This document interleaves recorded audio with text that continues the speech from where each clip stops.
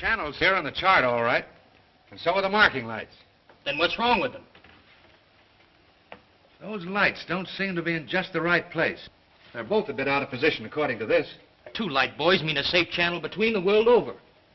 Safe between the world over doesn't go in these waters. Look here. You'll see the water shoals on the island side, while the deep soundings run to the mainland. Have any of you seen the captain today? No, he wasn't down for dinner. No, and he wasn't down for lunch.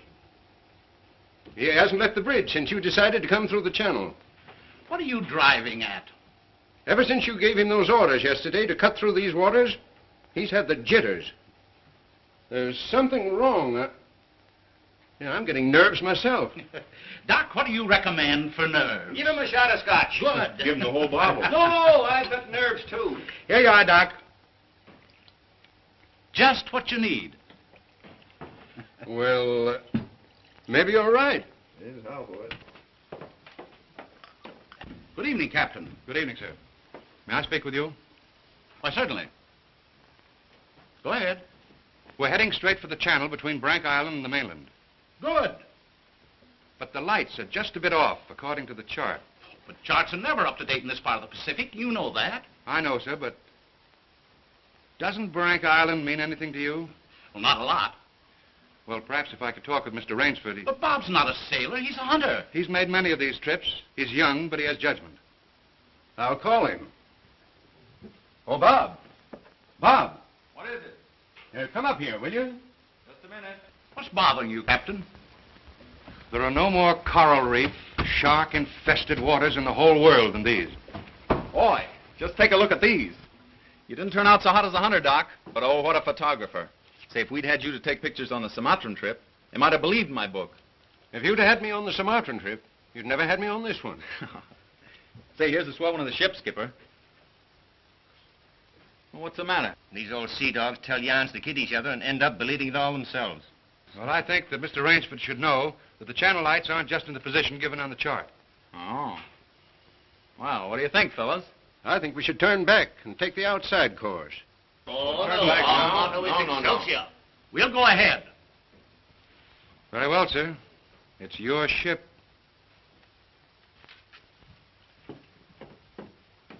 It was the schooner Hesperus, and she sailed the wintry sea. Now, wait a minute, fellas. Let's talk this over. There's no use taking any chances. Chances? That's fine talk coming from a fellow who just got through slapping tigers in the face. Here, get an eyeful of this. And he talks about taking chances. Here's the Doc charging the enemy with an unloaded camera. Get the expression on Doc's face, Bill. He looks more frightened than the tiger. He is. Just what you have on your mind, Doc. I'll tell you what I had on my mind. I was thinking of the inconsistency of civilization. The beast of the jungle, killing just for his existence, is called savage. The man, killing just for sport, is called civilized. Yeah. It's a bit contradictory, isn't it? Now, just a minute. What makes you think it isn't just as much sport for the animal as it is for the man? Now, take that fellow right there, for instance. There never was a time when he couldn't have gotten away. But he didn't want to. He got interested in hunting me. He didn't hate me for stalking him, any more than I hated him for trying to charge me. As a matter of fact, we admired each other. Perhaps. But would you change places with the tiger? Well, not now. Here comes that bad luck lady again. Third time tonight. Here, let me shuffle him. Wait a minute. Don't evade the issue. Yes, come and speak up. I asked you a question. Yes. You did? Oh, I forgot. No, you didn't. I asked you if there'd be as much sport in the game if you were the tiger instead of the hunter. Got you now, Bob. Well, that's something I'll never have to decide. No? Listen here, you fellas. This world's divided into 2 kinds of people, the hunter and the hunted. Now, luckily, I'm a hunter. Nothing can ever change that. Hang on a second!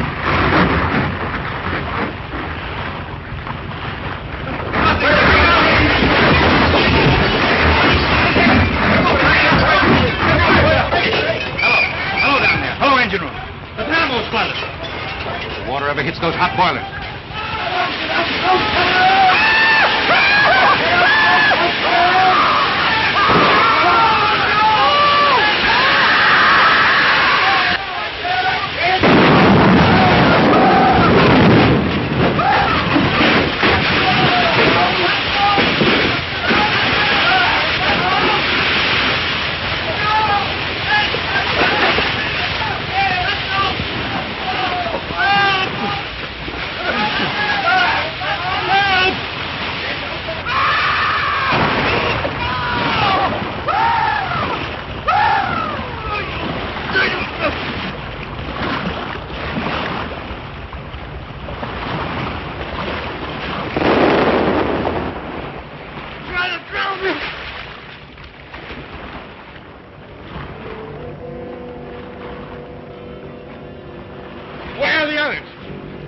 anybody? Nobody left but us two and that fella.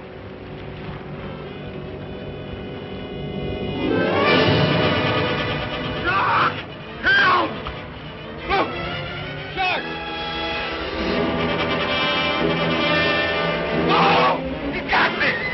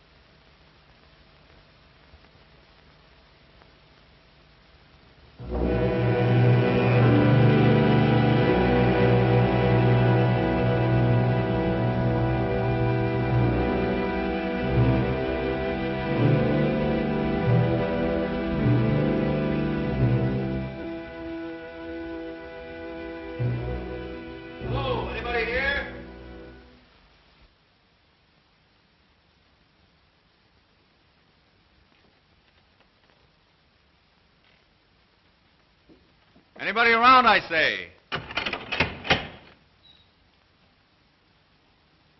Oh, hello. Is this your house?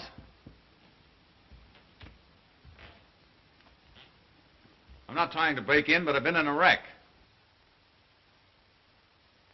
Our yacht just sunk with all hands. I got ashore and found your place here by accident.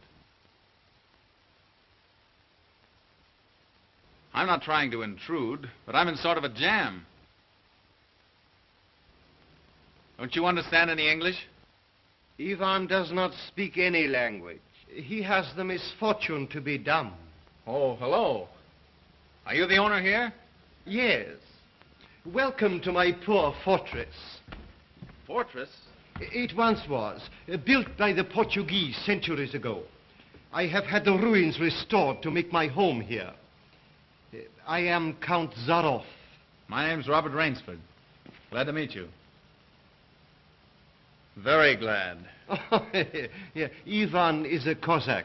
I'm afraid, like all my fellow countrymen, he is a bit of a savage. Smile, Ivan. Ulitnis!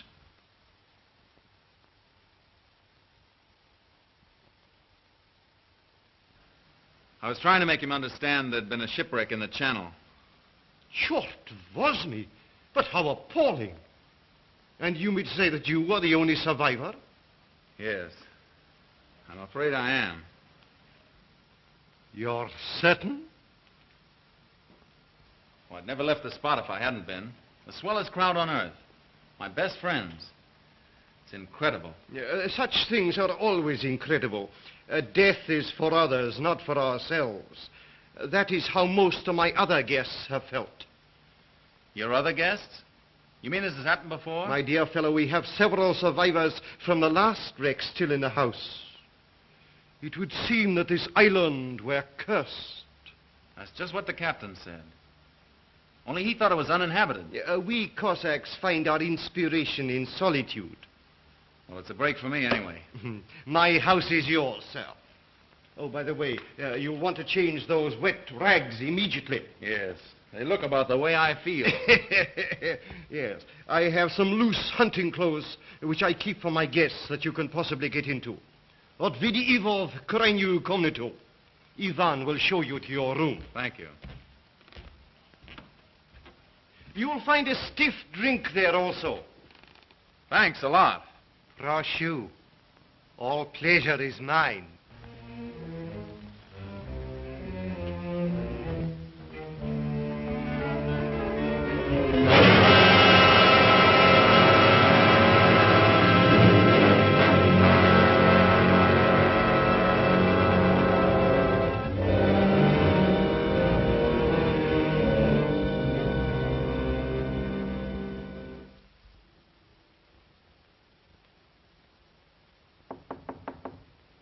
Come in.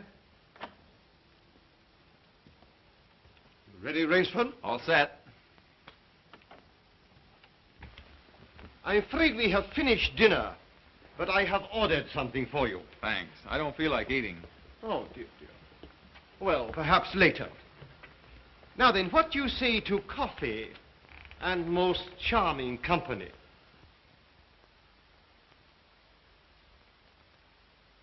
It is hard to forget your comrade's fate, I know, but our feminine guest is easily perturbed. If I could beg you to put a good face upon the matter, assume a cheerfulness you may not feel. Why, sure, of course. Thank you.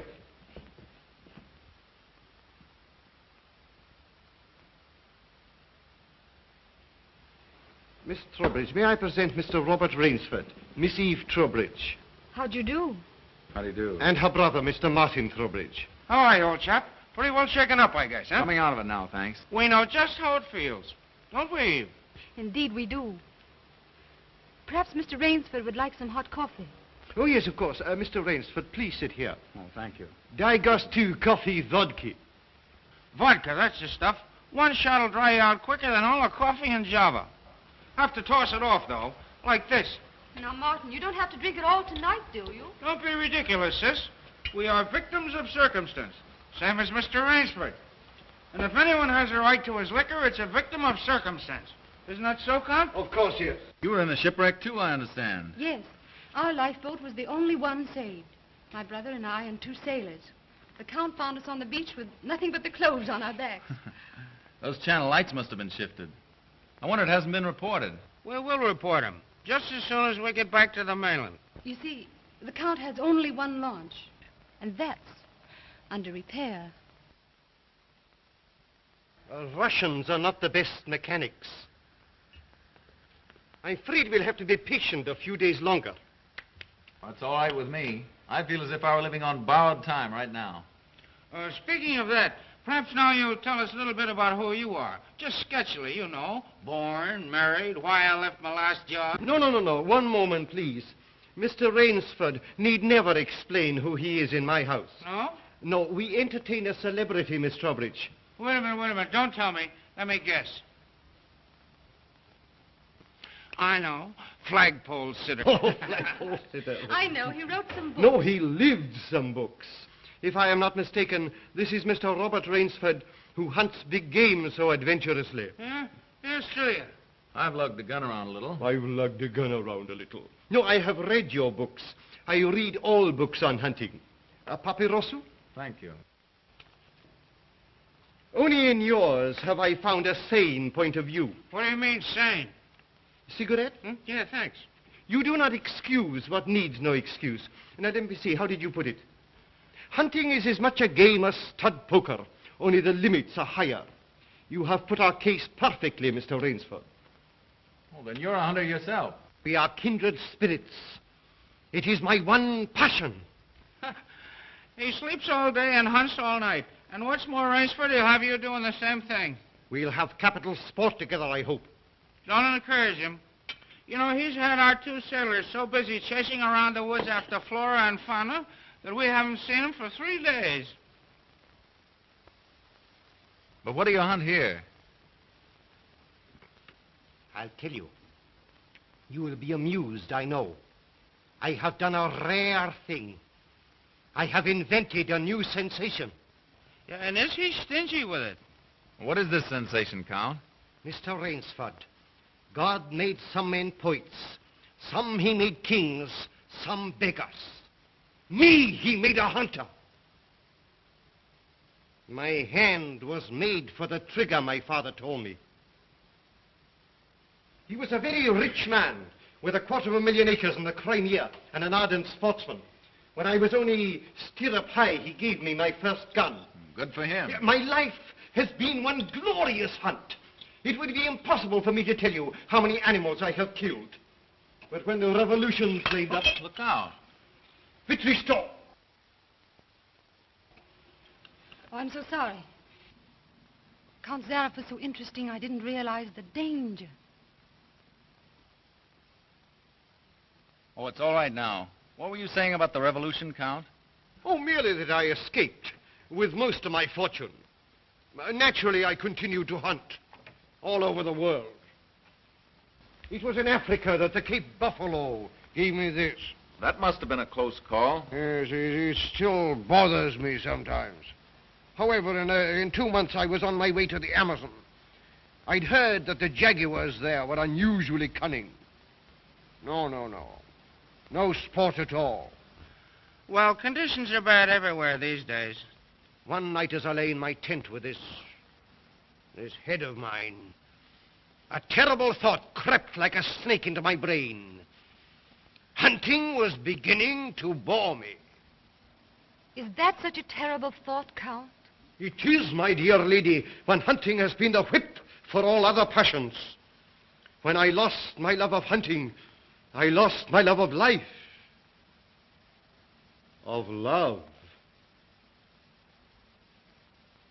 Well, you seem to have stood it pretty well. I even tried to sink myself to the level of the savage. I made myself perfect in the use of the Tartar war bow. Tartar which? Tartar war bow. That one up there. That's cute. Even to this day, I prefer to hunt with it. But alas, even that was too deadly. What I needed was not a new weapon, but a new animal. A new animal? Exactly so. You found one? Yes. Here on my island, I hunt the most dangerous game. The most dangerous game? You mean tigers? Tigers? No. The tiger has nothing but his claws and his fangs. I heard some queer beast howling back there along the water. Was that it?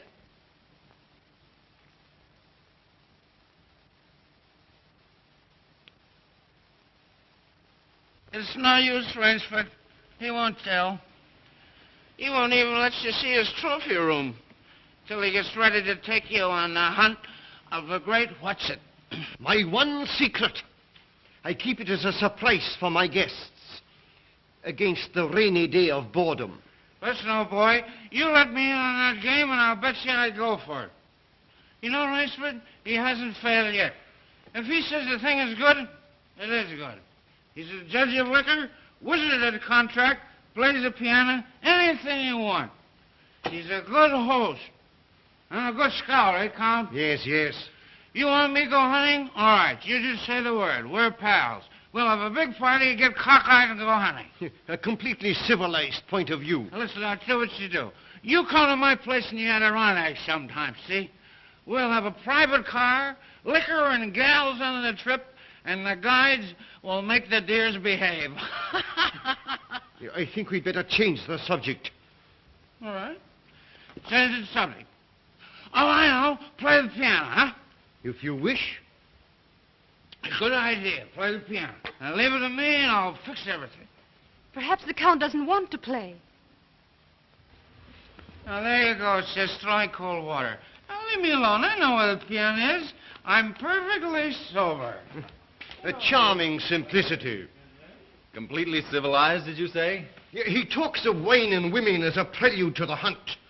We barbarians know that it is after the chase and then only that man revels. It does seem a bit like cocktails before breakfast. Of course, yes. You know the saying of the Ogandi chieftains. Hunt first the enemy, then the woman. That's the savage's idea everywhere. It is the natural instinct. What is woman? Even such a woman as this, until the blood is quickened by the kill. Oh, I don't know. Oh, I don't know. You Americans. One passion builds upon another. Kill. Then love. When you have known that, you will have known ecstasy. Oh, Martin.